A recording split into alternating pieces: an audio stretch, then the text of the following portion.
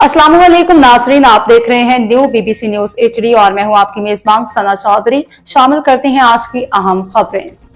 खबर शामिल करते हैं हमारे न्यू बीबीसी न्यूज़ के bureau chief of Pakistan Ghulam Qadir Bhaiyu की रिपोर्ट के मुताबिक सांगड़ दुखी इंसानियत की खिदमत ही असल इबादत है। जावेद गुज्जर का बयान। जिला सांगड़ की मारूफ समाजी और फलाही शख्सियत अशरफ ज़कात तलका चेयरमैन सांगड़ जावेद गुज्जर ने एक तकरीब के दौरान मीडिया से गुफ्तगू करते हुए कहा कि दुखी इंसानियत की खिदमत सबसे बड़ी नेकी और इबादत है। उन्होंने कहा कि माशरे के मुस्तहिक और नादार अफराद की मदद करना हम सबकी मुश्तरका जिम्मेदारी और ज़कात और अशर के निज़ाम को शफाफ और मौसर बनाकर हकीकी हकदारों तक इनका हक पहुँचाना अव्वलीन तरजीह है। उन्होंने मजीद कहा कि मुश्किल हालात में गरीब और नादार तबके का सहारा बनना ही एक महज़िब और बावकार माशरे की पहचान है और इस मकसद के लिए हर फर्द को अपना किरदार अदा करना होगा।